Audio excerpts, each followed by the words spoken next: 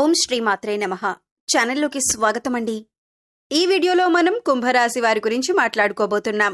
ఈ రాశివారు ఏ పరిహారాలు చేసినట్లయితే మీ ఇల్లు ధనంతో నిండిపోతుంది, అలాగే ఈ రాశివారు ఏ అంశాల్లో జాగ్రత్తగా ఉండాలి, ఎటువంటి దేవతారాధన చేసుకోవాలి అనే అంశాల గురించి ఈ వీడియోలో మనం వివరంగా తెలుసుకుందాం. కానీ అంతకంటే ముందుగా మీరు కనుక మన ఛానల్ని ఇప్పటి వరకు సబ్స్క్రైబ్ చేసుకోకపోతే సబ్స్క్రైబ్ చేసుకొని పక్కనే ఉన్న బెల్ ఐకాన్ నొక్కి ఆల్ సెలెక్ట్ చేసుకుంటే మేము ఇలాంటి వీడియోస్ అప్లోడ్ చేయగానే ముందుగా మీకు నోటిఫికేషన్ వస్తుంది.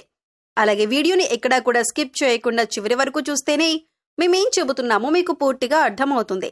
ఇక వివరాల్లోకి వెళితే ముందుగా ఈ రాశివారి మనస్తత్వం చూసుకున్నట్లయితే ఈ రాశివారు ఖచ్చితమైన నిర్ణయాలు తీసుకుంటారు. ఊగిసలాడే ధోరణి వీరిలో అస్సలు కనిపించదు. అలాగే ఈ రాశివారు ఎవరైతే ఉన్నారో వీరి మనసులో ఉన్నది బయట పెట్టరు. ఇతరుల విషయాలు గోప్యంగా ఉంచుతారు. ఇతరులు చెప్పే విషయాల్లో నిజాలు తేలికగా గ్రహిస్తారు. సిద్ధాంతాలు రోజుకొకసారి మార్చుకునే మనసు వీరికి ఉండదు. జీవితంలో మంచి స్థితికి రావటానికి చాలా కష్టపడతారు. వీరికి మంచితనం, పట్టుదల అధికంగా ఉంటుంది. కానీ వీరికి చాలా కోపం ఎక్కువ అని చెప్పుకోవచ్చు. దీనివల్ల అనేక మంది శత్రువులుగా మారుతారు. కానీ వీరికి కోపం వచ్చినప్పుడు ఎక్కువసేపు ఉండదు. ఈ రాశివారు మంచి ఆకర్షణమైనటువంటి రూపాన్ని కలిగి ఉంటారు. చూడటానికి అందంగా ఉండటమే కాదు, ఇతరులను చూడగానే వారి కష్టాలను ఈ రాశివారితో పంచుకుంటారు.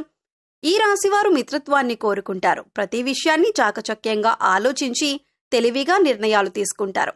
ఇప్పటిదాకా మీరు గమనించే ఉంటారు, చాలాసార్లు చాలా విధాలుగా మీరు ఏదో ఒక పనిలో నష్టపోతూనే ఉన్నారు. కానీ ఈ చివరి దశకు వచ్చేటప్పటికీ మీరు ఏదో ఒక మార్గం ఎంచుకొని మరింత నష్టపోకుండా మిమ్మల్ని మీరు కాపాడుకుంటూ వచ్చారు.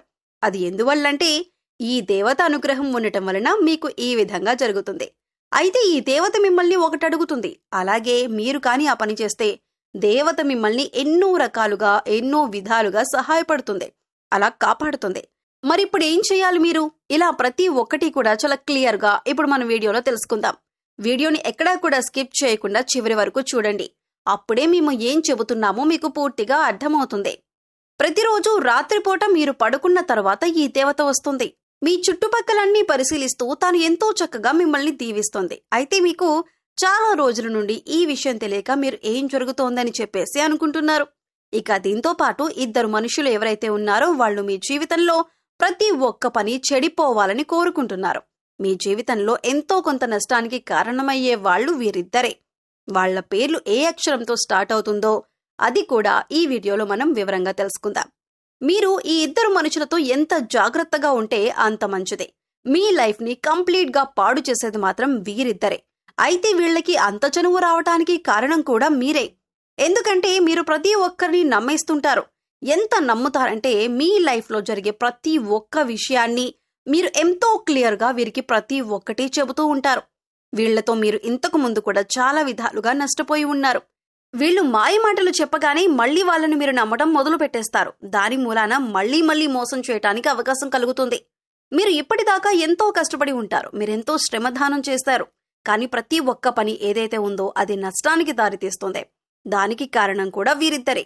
అయితే వీరెవరో కాదు, బయట వాళ్ళు అంతకన్నా కాదు. ఎందుకంటే బయట వాళ్లకు మన గురించి అంతగా తెలియదు. మీకు ఎక్కువగా తెలిసిన వాళ్ళు ఇటువంటి పనులు చేస్తూ ఉంటారు.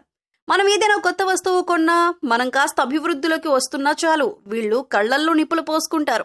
మీరు బాధలో ఉంటే వాళ్ళు సజెషన్ ఇవ్వాలని చెప్పేసి ఎదురు చూస్తూ ఉంటారు. వీళ్ళెప్పుడు కూడా మీ చుట్టుపక్కలే ఉంటారు.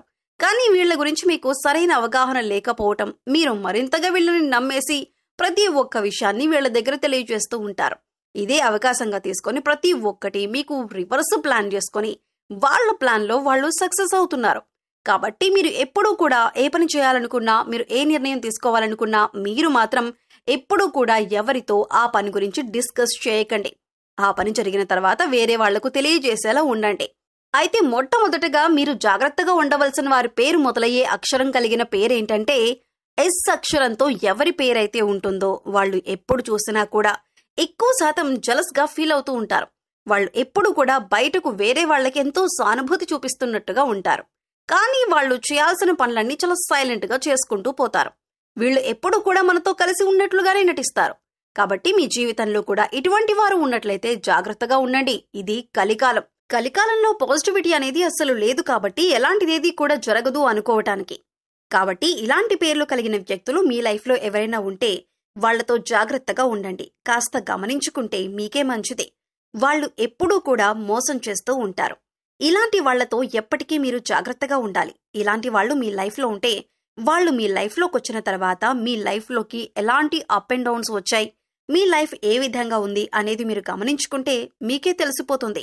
ప్రతి ఒక్కటి ఏదైతే ఉందో అది చాలా క్లియర్గా అర్థమైపోతుంది. కాబట్టి ఎప్పుడూ కూడా వారిని అతిగా నమ్మకండి. వాళ్లతో ఎంతవరకు ఉండాలి అని ఒక లిమిట్ అనేది ఉంటుంది. ఆ లిమిట్ మెయింటైన్ చేస్తే సరిపోతుంది. ఇక దేవత ఎవరో తెలుసుకుందాం. ఆ దేవత మిమ్మల్ని ఎప్పటి నుంచో అనుగ్రహిస్తుంది. అంటే మిమ్మల్ని చాలా రోజులుగా, అంటే దాదాపు 10 సంవత్సరాల నుంచి మీ మీద కటాక్షం చూపిస్తూనే ఉంది. అయితే దీనికి సంబంధించిన గుర్తులు మీరు ఎలా గమనించాలి అంటే, మీకు తరచుగా బ్రహ్మ ముహూర్తంలో మెలకు వస్తుంది. అంటే ఆ దేవత మీకు ఏదో ఒకటి సూచన చూపిస్తుందన్నమాట. మీకు బ్రహ్మ ముహూర్తంలో ఏ సమయంలో మెలకు వస్తుందో కామెంట్ చేయండి. మరి ఆ సమయంలో మీరు కానీ ఆ దేవుణ్ణి స్మరించుకుంటూ చక్కగా పూజ చేసుకుంటూ ఉంటే మీకు మరింత అనుగ్రహం అనేది కలుగుతుంది. ఎప్పుడు కూడా మనకి బ్రహ్మ ముహూర్తంలో పదే పదే మెలకు వస్తుంది. అంటే ఏదో ఒక దైవశక్తి మనకు అనుసంధానమై ఉంటుంది. కాబట్టి అటువంటి అనుభవాన్ని చెందుతారు. మీరు ఎక్కువ శాతం తీర్థయాత్రలకు వెళుతున్నట్టు కలలు వస్తున్నాయా? అయితే ఇది కూడా మీకు మరొక సూచన. సాక్షాత్తు దుర్గాదేవి అనుగ్రహం మీ మీద ఉంది. మీరు అమ్మవారిని పూజించటం చాలా కాలం నుంచి ఆపేశారు. మీరు నష్టాల్లోనే ఉన్నారని, బాధలో ఉన్నారని, మీరు ఎంతసేపటికి ఆ బాధల్లో మునిగిపోయి ఉంటున్నారు. కానీ మనస్ఫూర్తిగా దేవతను స్మరించుకుంటూ, నీతితో దీపారాధన చేసుకుంటూ, దుర్గాదేవి అష్టోత్తరం పారాయణం చేస్తూ ఉంటే సరిపోతుంది. అమ్మవారు మిమ్మల్ని మరింతగా ఏమి మీ నుంచి కోరదు. మీరు వీలైనంత త్వరగా మీ కర్మలని ఎంత బాగా తగ్గించుకుంటే అంత మంచిదే. మనం చేసే పనులు బట్టి మనకు ఆ దేవత అనుగ్రహం అనేది ఉంటుంది. మీరు మంచి పనులు చేస్తే ఆ కర్మం మీకు రిటర్న్ వస్తుంది. మనం అవతల వాళ్లకు వీలైనంత సహాయం చేయగలిగితే మనకి కూడా మంచి అనేది జరుగుతుంది. ఏదో ఒక రూపంలో దాని ఫలితం మనకు దక్కుతుంది. కాబట్టి ఎప్పుడూ కూడా ఎవరికీ కూడా మీరు అన్యాయం చేయాలని చెప్పి ఆలోచించకండి.